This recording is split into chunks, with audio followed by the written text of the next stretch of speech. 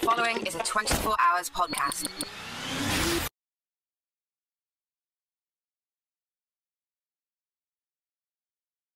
Erwin Loy, the next question is yours. Thanks. My question has to deal with taxes. They're going up this year. They're going to go up next year. That's almost assured.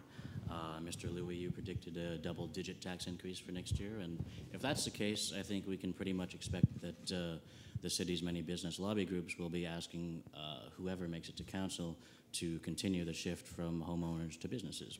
Now, tonight you might be making a few promises for spending, perhaps, and especially in the lead up to the election. So my question is pretty simple. Who's going to pay for it? Will it be homeowners and renters, or will it be businesses? And we'll start with Raymond Louie. Well, thank you, Erwin, for that question. Taxes have gone up far too fast in our city. Our homeowners can no longer afford to pay the amount of taxes that they are. They've gone up 19.7% over the last 3 years.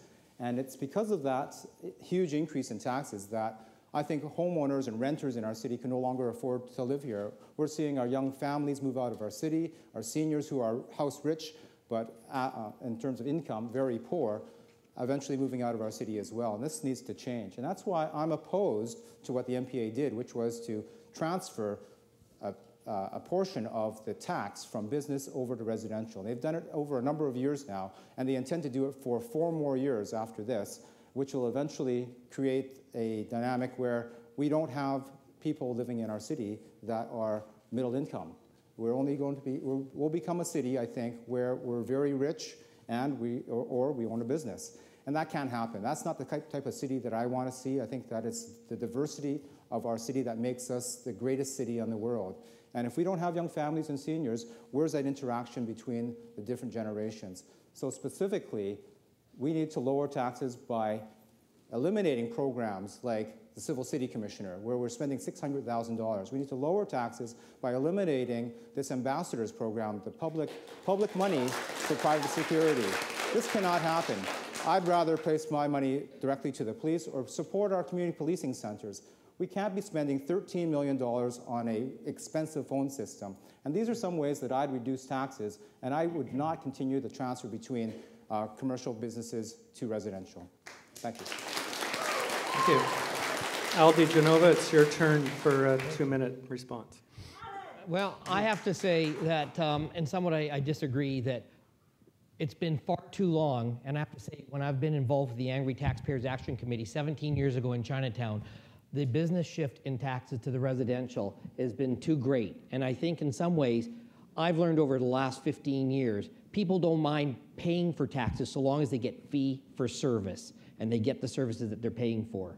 And I have to say, Monty, or Erwin, that in the business side, the shift needs to be more equitable. And we in Vancouver, other municipalities, we are right now, I would say, paying probably in the shift much higher on our business side.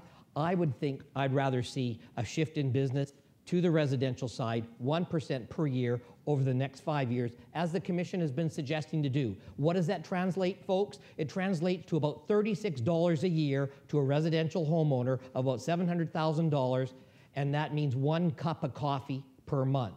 So I have to tell you, for that, so long as you get services, and we can help our small businesses that are trying to thrive in your neighborhoods, that we try again to live above, shop below, and bike to work. To me, it's very important that we see that our small businesses survive. And the only way we're going to do that is take a proportionate shift from the commercial to the residential proportionately over 5 years, 1% a year. Thank you. Thanks for the question, Erwin. And, you know, ultimately we force an affordability crisis here in Vancouver. And it's something that we're going to have to struggle with as long as the provincial and federal government fail to deliver on programs that they are responsible for. When we don't have appropriate housing support, when we don't have appropriate transportation infrastructure support, we're forced to work with the 8% of tax dollars that are collected here and try and make a go of it, which is a big challenge for the city. I do support, along with Al, continuing the 1% shift from residential to business taxpayers, from business to residents, sorry. And I think there's a really important distinction that needs to be made. We need to differentiate between our small businesses and our big businesses, and we need to focus on strategies to protect and support and really incubate entrepreneurship and small business in this city. And we've got to do that. I think the tax shift is part of that, but I think we can take a lot of measures beyond that. In terms of an idea that I think would get us a new source of revenue, and we need to be creative in terms of where new sources of revenue come from. I think we need to look at something like a speculator's tax on empty or vacant homes. Many other cities in the world have done this. We see this happening in Europe and in Paris and Lyon and other French cities. We see it happening in Washington, D.C., where the tax paid by investors or speculators holding vacant homes is more comparable to the business tax. After all, it's a business investment. That can generate a whole bunch of new revenue for the city through the property tax base paid as a business tax. And it should incent a lot of property owners to actually put their properties into the rental pool and create affordable housing that way as well. So I think the city needs to look at being fiscally prudent, and as Raymond said, going after the programs, the pet projects, and getting rid of the ones that don't make any sense, look at creative new revenue streams for the city, and to put pressure on Victoria and Ottawa to carry through on their commitments. Okay. Al DeGenova, you wanted to say something. Well, we're back into the rebuttal now, Dave. So I think it's important that we need to be involved in incentives here, Erwin, as opposed to always putting the burden, if we go back to the empty homeowner or commercial business.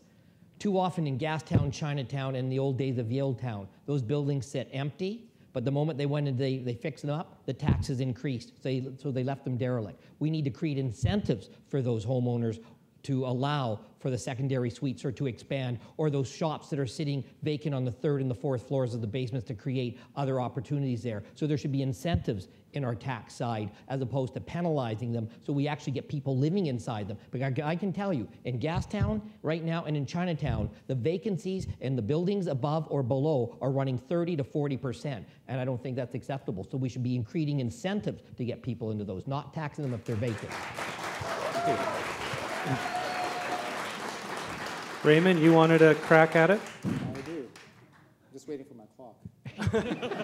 Every minute. I've learned this from council, to wait for Sam to reset my clock. Ready, go. But my time is ticking, so don't You're eating clap. up his seconds.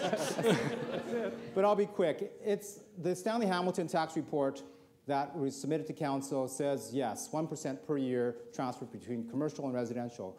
But if you read the fine print, which I don't believe either of these two gentlemen have, is that it's not a science. It is a preventative measure that, in fact, if we were to look at it in detail, the transfer of tax has no real scientific basis for it.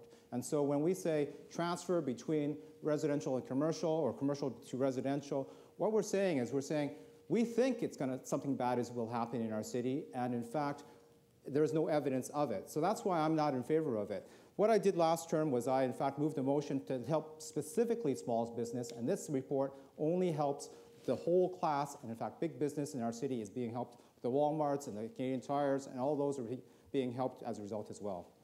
Great, thank you very much. And Gregor Robertson. Thank you. Well, I mean, I think there's a combination of what we're saying here that is going to be effective. We do need the incentives. I think it's symbolic in a large way to small business in particular if there are efforts made to make Vancouver more affordable for small business.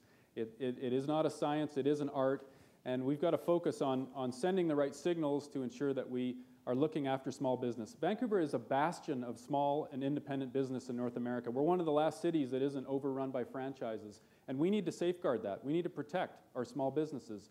We need to show them that we're going to do the right thing and that we're going to support them. And in terms of the carrot and stick, I think we have to have both. We do have bylaws for maintenance, standard of maintenance bylaw. We do have single room accommodation bylaws. We have bylaws that will, in effect, enforce the maintenance and upkeep of buildings, along with having incentives to keep the taxes low for those buildings. I think we have to have both working to make the most sense. Thank you very much.